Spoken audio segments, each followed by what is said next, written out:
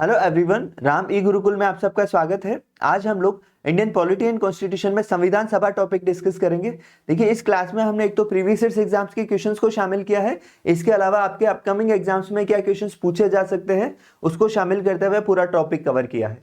ये आपके लिए क्लास इंपॉर्टेंट क्यों है, इसका एक रीजन है कि देखिए, आप कोई भी टॉपिक पढ़ते हैं तो सबसे पहले आपको ये आइडिया होना चाहिए कि इस टॉपिक्स में से रिलेटेड जो है प्रीवियस ईयर एग्जाम में क्या क्वेश्चंस पूछे गए हैं और अभी करंट में क्या क्वेश्चन पूछे जा रहे हैं। तो अगर आपको इनका आइडिया रहेगा तो आपको टॉपिक पढ़ने में कितना पढ़ना है, क्या पढ़ना है, वो समझने में बहुत आसानी रहेगी। तो चलिए हम लोग शुरुआत करते हैं फर्स्ट क्वेश्चन से। अपन संविधान सभा के बारे में बात करें तो इस क्लास में हमने एडवांस लेवल से इजी लेवल से लेकर एडवांस लेवल तक के क्वेश्चंस को शामिल किया है। तो हम लोग पहले क्वेश्चन की बात कर रहे हैं, ये स्टेटमेंट बेस्ड क्वेश्चन है। जनरली इस तरह के जो क्वेश्चंस है ये आपके यूपीएससी और स्टेट पीसीएस के एग्जाम में पूछे जाते हैं। तो अपन बात करें, पहला है निम्नलिखित कथनों पर विचार कीजिए।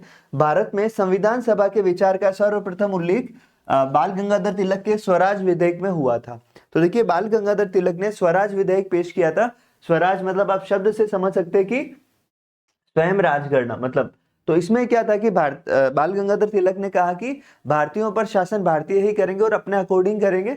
तो देखिए, यहाँ पे सबसे इंपॉर्टेंट क्या है, जो कॉन्सेप्चुअल चीज है कि संविधान सभा का विचार ऑफिशियली नहीं था, लेकिन इन्होंने ये कहा था कि भाई इसके अकॉर्डिंग जो है स्वराज विधेयक के अकॉर्डिंग ही अपन शासन करेंगे। तो जो संविधान सभा क्या है, नियम और कायदे, तो विचार इन्होंने पेश किया। तो यहाँ पे संविधान सभा का उल्लेख आता तो आपके स्टेटमेंट गलत होता। तो ये स्टेटमेंट आपके सही ही है। इन्होंने विचार दिया था कि भाई जो है संविधान सभा मतलब संविधान का निर्माण जो है वो भारतीय ही करेंगे। तो सबसे पहले इन्होंने ही कहा था। आगे अपन बात करें दूसरे स्टेटमेंट की, तो मानवेंद्र नाथ रॉय ने सबसे पहले औपचारिक रूप से 1934 में संविधान सभा की मांग की थी। तो ये भी बिल्कुल सही स्टेटमेंट है। पहले व्यक्ति थे मानवेंद्र नाथ रॉय जिन्होंने ऑफिशियल औपचारिक रूप से जो है संविधान सभा की मांग की थी। अब अपन बात करें कि संविधान सभा में किस किस ने क्या डिमांड्स की या क्या क्या प्रोसेस रहा, तो उसके बारे में हम आगे के क्वेश्चंस में डिटेल डिस्कस करेंगे। तो यहाँ पे अपन बात करें तो यहाँ पे सही विकल्प चुनना है, मतलब दोनों कथन सही है। तो इसका आंसर रहेगा 1 और 2 दोनों। आगे इनमें किस संविधान सभा की मांग और इसमें किस किस का क्या विचार रहा उसके बारे में अपन अपकमिंग क्वेश्चंस में डिस्कस करें। तो देखिए, अब नेक्स्ट क्वेश्चन है, अगस्त 1928 में जो प्रस्तुत नेहरू रिपोर्ट किस प्रयोजन से संबंधित थी। यहाँ पे सबसे इंपॉर्टेंट ये है कि जो नेहरू रिपोर्ट जो है मोतीलाल नेहरू के अध्यक्षता में जो नेहरू रिपोर्ट तैयार की गई थी 1928 में, वो किससे रिलेटेड थी। तो ऑप्शन है, भारत में शिक्षा सुधार, भारतीय संविधान का प्रारूप तैयार करने का प्रयास, आर्थिक नीति निर्माण और दलित प्रतिनिधित्व से जुड़ा। तो यहाँ पे देखिए, जो नेहरू रिपोर्ट है वो भारतीय संविधान के प्रारूप तैयार करने से रिलेटेड थी। मतलब सबसे पहले जैसे जो आपके साइमन कमीशन आया था, तो उसके बाद जो है ब्रिटिश गवर्नमेंट ने ये चैलेंज किया था कि भाई आप अगर संविधान का निर्माण अपने अकॉर्डिंग करवाना चाहते हो तो आप खुद बना के बताइए कि क्या ड्राफ्ट है, क्या आप चाहते हैं। तो सबसे पहले जो 1928 में इन्होंने नेहरू रिपोर्ट तैयार की थी, वो एक तरह से संविधान का प्रारूप, एक तरह से ड्राफ्ट तैयार किया था कि भाई किस तरह से क्या क्या प्रोविजंस होने चाहिए। तो ये आपके संविधान के प्रारूप से रिलेटेड था। आगे अपन बात करें, नेक्स्ट जो क्वेश्चन है वो है आपके निम्नलिखित में से कौन सा कथन सही है। तो गांधी जी ने 1922 में भारतीय संविधान भारतीयों द्वारा ही बनाए जाने की बात कही थी। ये आपके स्टेटमेंट सही है। आगे है, गांधी जी ने यह विचार यंग इंडिया के माध्यम से प्रस्तुत किया। तो देखिए, यंग इंडिया नहीं, यहाँ पे जो पत्रिका थी वो थी हरिजन पत्रिका। तो हरिजन पत्रिका के माध्यम से कहा कि भारतीय संविधान जो है वह भारतीयों द्वारा ही बनाया जाना चाहिए। तो यहाँ पे इसमें आपके जो है दूसरा स्टेटमेंट गलत हो जाएगा। तो यहाँ पे जो है सही ऑप्शन क्या होगा, केवल एक स्टेटमेंट आपके सही है। तो क्या पहला स्टेटमेंट सही है, तो केवल एक। आगे अपन बात करें नेक्स्ट क्वेश्चन की, तो नेक्स्ट आपके क्वेश्चन है कि संविधान सभा के गठन के संदर्भ में निम्नलिखित कथनों पर विचार कीजिए। तो यहाँ पे देखिए, कैबिनेट मिशन योजना के तहत संविधान सभा का गठन हुआ। तो बिल्कुल कैबिनेट मिशन के तहत ही संविधान सभा का गठन हुआ था 1946 में। ठीक है, इसमें कुल 389 सदस्य प्रस्तावित थे। तो कैबिनेट मिशन के तहत जो संविधान सभा का गठन हुआ उसमें 389 सदस्य प्रस्तावित थे। ये भी आपकी स्टेटमेंट सही है। तो इस क्वेश्चन का अगर अपन आंसर की बात करें तो सही विकल्प आपके रहेगा 1 और 2 दोनों इसमें सही आंसर है। ठीक है, अब अगर अपन बात करें तो देखिए, कैबिनेट मिशन के तहत 1946 में संविधान सभा का गठन किया गया। कैबिनेट मिशन में कौन कौन मेंबर थे, तो सबसे पहले देखिए इसमें 3 मेंबर थे। एक तो सर पैथिक लॉरेंस,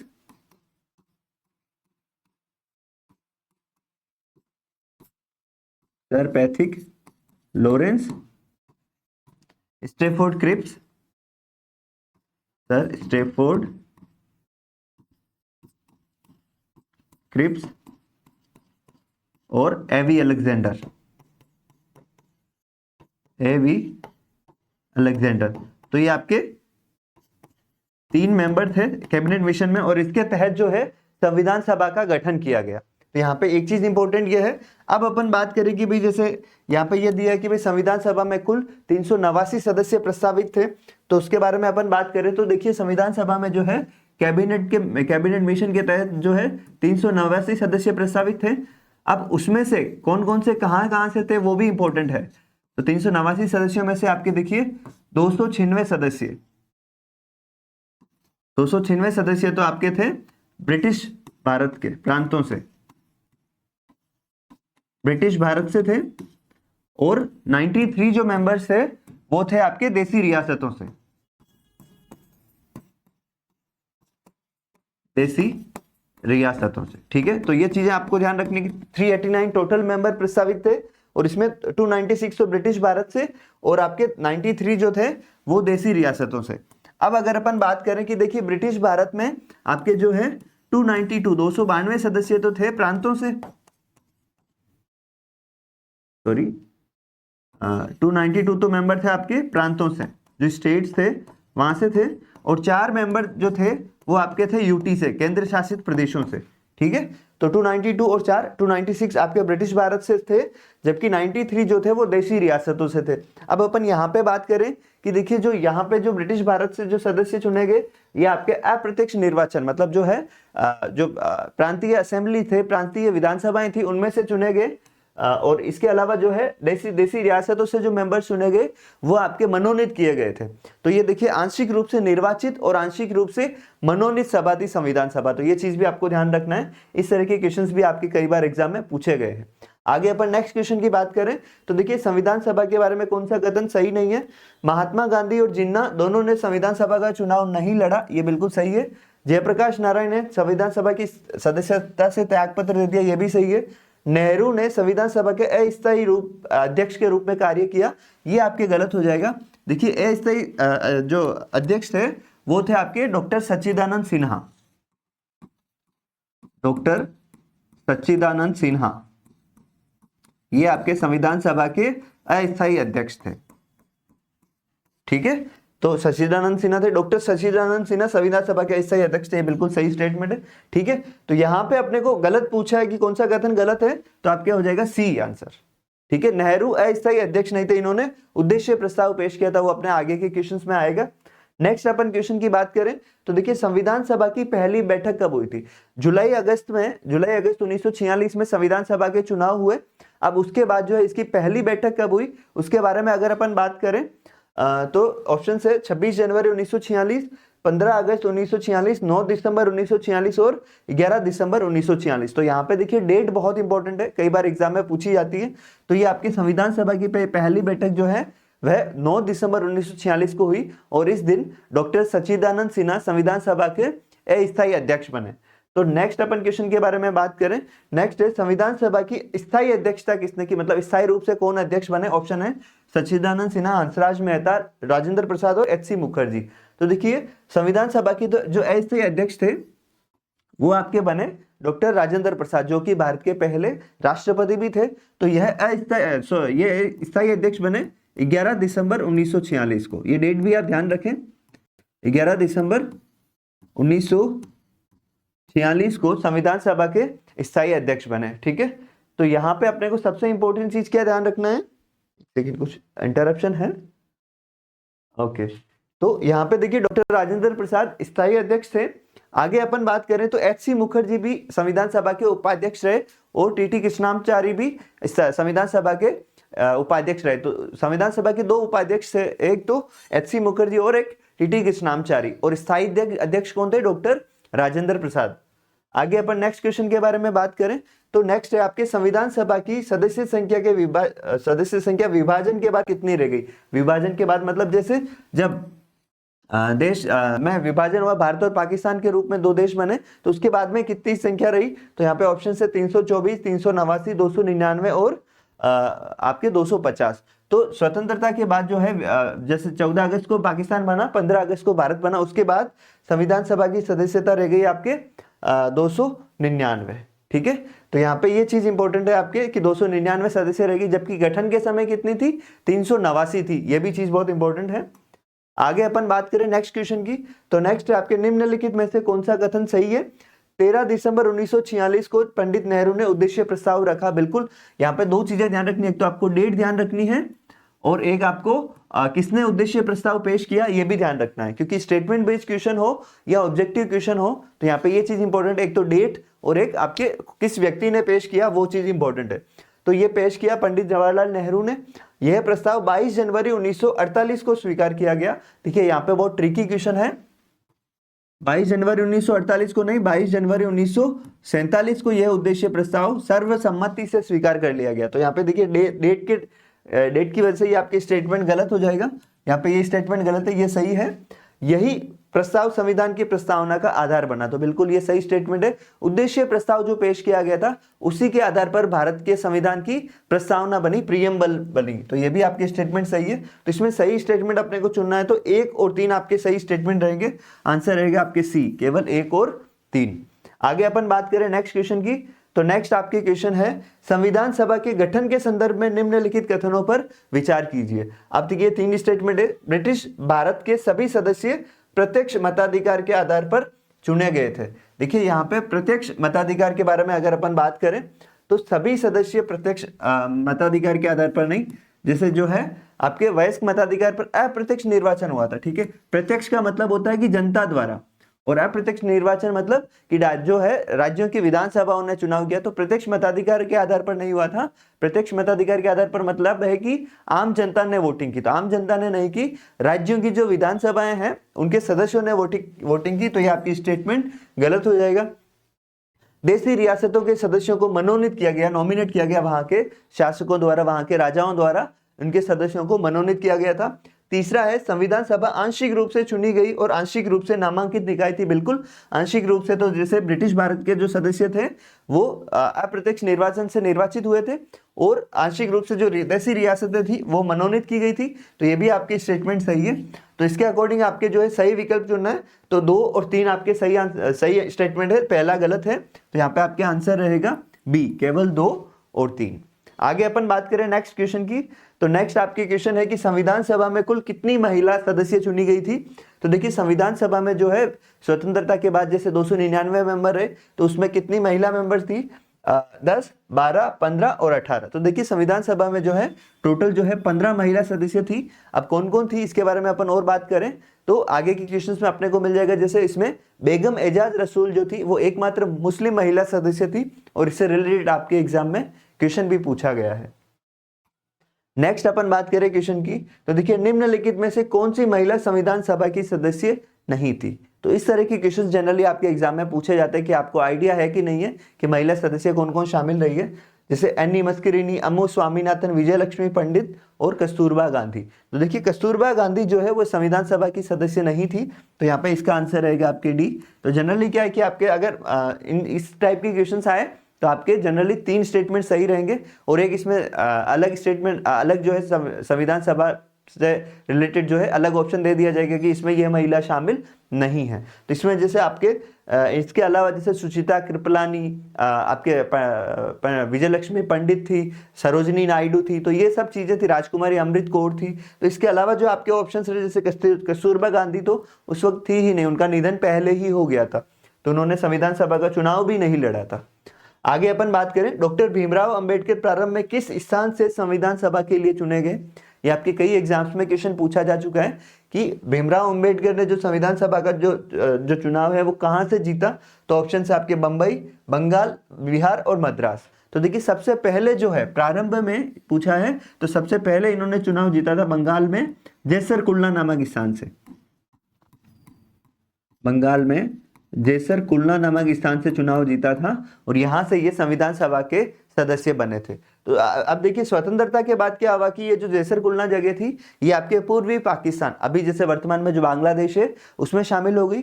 तो पूर्वी पाकिस्तान में ये सीट चली गई। तो यहाँ पे जो है भीमराव अंबेडकर को वापस चुनाव लड़ना था, वापस संविधान सभा का सदस्य बनना था।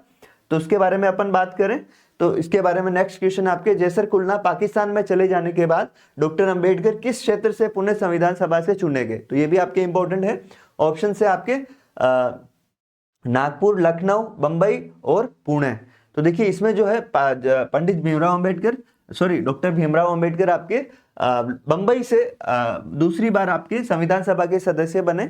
बंबई में जैसे उन्होंने M.R. जेकर के प्रयासों से जो है ये आपके बंबई से संविधान सभा के सदस्य बने थे। आगे अपन बात करें नेक्स्ट क्वेश्चन की, तो देश की पहली अंतरिम सरकार में विधि मंत्री कौन थे, लॉ मिनिस्टर कौन थे? तो ऑप्शन के बारे में बात करें, डॉक्टर अंबेडकर, जोगेंद्रनाथ मंडल, BN राव और राजेंद्र प्रसाद। तो देखिए पहली जो इंटरिम गवर्नमेंट बनी थी 1946 में, उसमें जो है विधि मंत्री बने थे जोगेंद्रनाथ मंडल। तो यहाँ पे कई बार क्या है कि स्टूडेंट्स डॉक्टर भीमराव अंबेडकर का ऑप्शन टिक कर देते हैं। पहली बार जो इंटरिम गवर्नमेंट बनी थी उसमें तो जोगेंद्रनाथ मंडल थे। आगे अपन बात करें नेक्स्ट क्वेश्चन की, लेकिन स्वतंत्र भारत के पहले विधि मंत्री कौन थे? तो उसमें अपन ऑप्शन देखें, BN Rao, doctor Rajendra Prasad, doctor Bhimrao Ambedkar और जोगेंद्रनाथ मंडल। तो यहाँ पे देखिए स्वतंत्र भारत के पहले विधि मंत्री आपके भीमराव अंबेडकर बने थे। तो यहाँ पे जो दो कंफ्यूजिंग फैक्ट्स है उसके बारे में आप अवेयर रहें कि इंटरिम गवर्नमेंट में, अंतरिम सरकार में तो आपके विधि मंत्री बने जोगेंद्रनाथ मंडल, और स्वतंत्र भारत में जो है आजादी के बाद जैसे पहली जो आपकी गवर्नमेंट बनी उसमें पहले विधि मंत्री बने थे वो थे डॉक्टर भीमराव अंबेडकर। आगे अपन नेक्स्ट क्वेश्चन के बारे में बात करें तो नेक्स्ट आपके क्वेश्चन है संविधान सभा के संवैधानिक सलाहकार कौन थे? तो इसमें संवैधानिक सलाहकार का पूछा है। ऑप्शन है BN Rao, HN Kunzru, TT Krishnamachari और KM मुंशी। तो देखिए BN राव जो है वह संवैधानिक सलाहकार थे जिन्होंने संविधान सभा में जो है संविधान का पहला ड्राफ्ट तैयार किया था, वो किया था BN राव। आगे अपन बात करें नेक्स्ट क्वेश्चन की, तो नेक्स्ट आपके क्वेश्चन है देखिए, निम्नलिखित कथनों पर विचार कीजिए। बेगम एजाज रसूल संविधान सभा की एकमात्र मुस्लिम महिला सदस्य थी। बिल्कुल सही स्टेटमेंट है।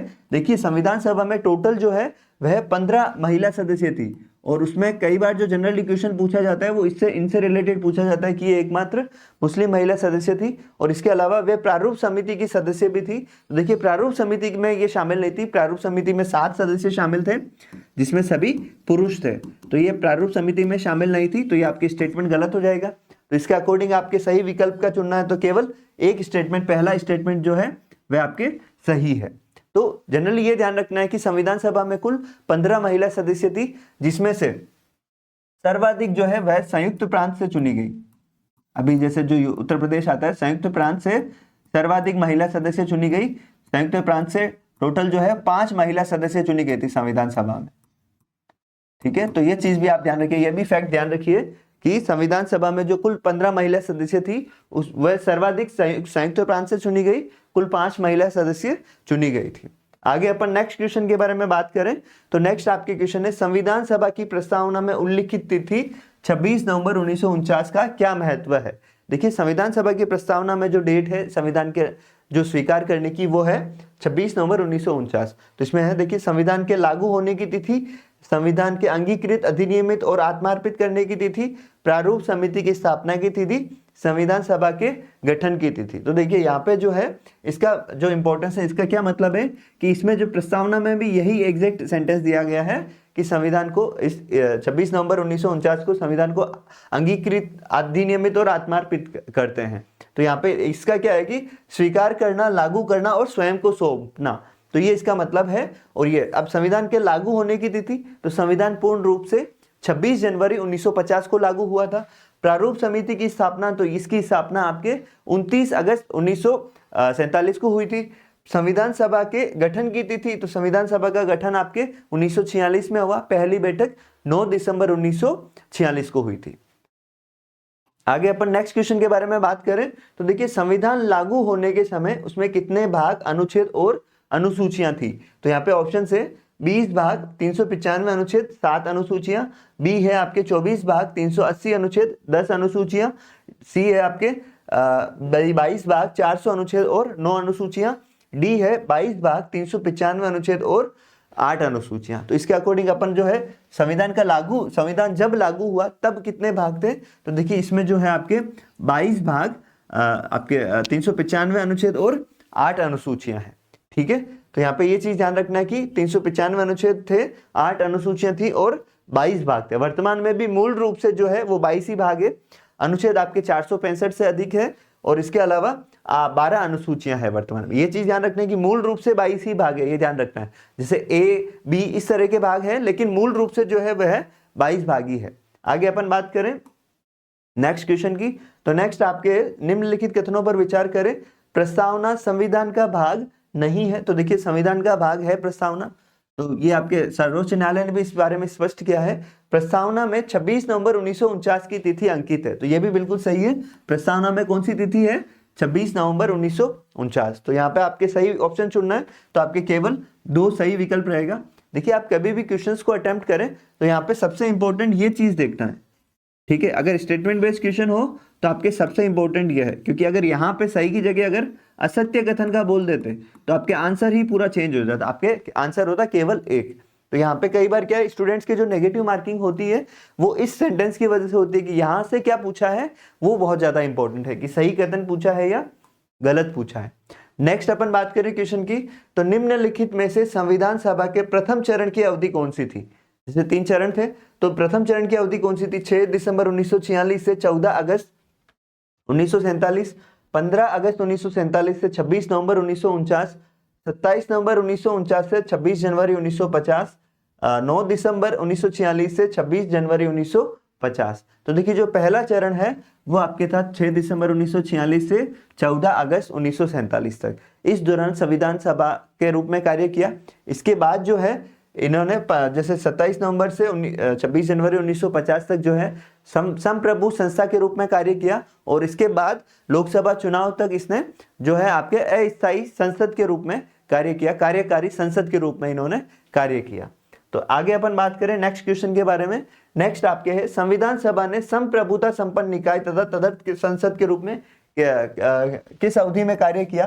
तो यहाँ पे देखिए सेम टू सेम वही 6 दिसंबर 1946 से 14 अगस्त, 15 अगस्त 1947 से 26 नवंबर 1949, 27 नवंबर 1949 से 26 जनवरी 1950 और 26 जनवरी 1950 के बाद तो संप्रभुता संपन्न निकाय तदर्थ संसद के रूप में आपके 15 अगस्त 1947 से 26 नवंबर 1949 तक इन्होंने कार्य किया था।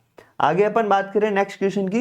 नेक्स्ट आपके संविधान सभा ने संविधान निर्माण में कुल कितना समय तक कार्य किया, कितने अवधि तक संविधान का निर्माण हुआ, कितने अवधि में हुआ।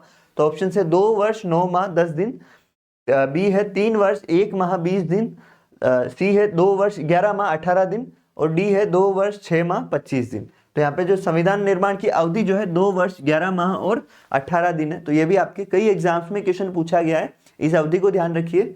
आगे अपन बात करें नेक्स्ट क्वेश्चन की। नेक्स्ट आपके है 26 नवंबर 1949 को संविधान के किन अनुच्छेदों को तत्काल प्रभाव से लागू किया गया था। ऑप्शन है केवल अनुच्छेद 1 से 15, बी है केवल निर्वाचन संबंधी अनुच्छेद, केवल मौलिक अधिकार, डी है कुल 15 अनुच्छेद। तो देखिए यहाँ पे निर्वाचन संबंधी अनुच्छेद थे लेकिन केवल निर्वाचन अनुच्छेद नहीं थे, यहाँ पे ये इंपॉर्टेंट है। तो यहाँ पे जो मोस्ट करेक्ट आंसर रहेगा वो रहेगा आपके कुल 15 अनुच्छेद लागू किए गए थे तत्काल प्रभाव से 26 नवंबर 1949 को। इसमें जैसे नागरिकता संबंधी अनुच्छेद भी थे, अनुच्छेद 5 से अनुच्छेद 9 तक। इसके अलावा आपके जो है निर्वाचन संबंधी अनुच्छेद भी थे जैसे 324। और आगे अपन बात करें जैसे अनुच्छेद 60 भी इसमें लागू किया गया था, अनुच्छेद 366, अनुच्छेद 367, अनुच्छेद 379। तो ये सारे जो अनुच्छेद थे वो टोटल जो है कुल 15 अनुच्छेद आपके 26 नवंबर 1949 को लागू किए गए। इसके अलावा संविधान पूर्ण रूप से जो है वह 26 जनवरी 1950 को लागू हुआ। तो ये चीज अपने को ध्यान रखना है कि 1950 को पूर्ण रूप से लागू हुआ, लेकिन आंशिक रूप से जो है कितने अनुच्छेद लागू हुए, 15 अनुच्छेद लागू हुए 26 नवंबर 1949 को। आगे अपन बात करें नेक्स्ट क्वेश्चन की। तो नेक्स्ट आपके संविधान सभा की अंतिम बैठक कब हुई थी। तो लास्ट बैठक कब हुई थी। ऑप्शन है 15 अगस्त 1949 को, 24 जनवरी 1950 को, 26 नवंबर 1949 को और 26 जनवरी 1950 को। तो देखिए संविधान सभा की जो अंतिम बैठक हुई थी वो हुई थी आपके 24 जनवरी 1950 को। इस दिन देखिए 284 व्यक्तियों ने इस पर हस्ताक्षर किए, 284 सदस्यों ने इस पर हस्ताक्षर किए, अध्यक्ष सहित। ठीक है, एक चीज तो ये ध्यान रखनी है। और इसी दिन जो है डॉक्टर राजेंद्र प्रसाद को भारत का राष्ट्रपति चुना गया। डॉक्टर राजेंद्र प्रसाद को भारत का राष्ट्रपति चुना गया 24 जनवरी 1950 को, डॉक्टर राजेंद्र प्रसाद। तो ये चीज ये दो चीजें आपके 24 जनवरी 1950 को हुई थी। और 26 जनवरी का जो है दिन, ये आपके इंपॉर्टेंट इसीलिए कि इस दिन जो है संविधान पूर्ण रूप से लागू हुआ। और ये पूर्ण रूप से लागू क्यों, इसी दिन क्यों तय किया गया, तो देखिए 26 जनवरी 1950 का जो 1930 को भारत में पहली बार जो है कांग्रेस द्वारा स्वतंत्रता दिवस मनाया गया था। जो पहली बार स्वतंत्रता दिवस मनाया, तो उस दिन को याद रखने के लिए एक तरह से आपके जो है 26 जनवरी को भारत का संविधान लागू किया था। तो ये चीज आपके इंपॉर्टेंट है। आगे अपन बात करें नेक्स्ट क्वेश्चन की, तो नेक्स्ट आपकी क्वेश्चन है संविधान सभा ने 22 जुलाई को कौन सा ऐतिहासिक निर्णय लिया था। तो देखिए 22 जुलाई को कौन सा निर्णय लिया, संविधान अंगीकृत किया गया, राष्ट्रीय गीत अपनाया गया, राष्ट्रीय ध्वज को मान्यता दी गई और भारत को गणराज्य घोषित किया गया। तो यहाँ पे देखिए सबसे इंपॉर्टेंट, एक सेकेंड इसमें कुछ टेक्निकल इश्यू है। ठीक है,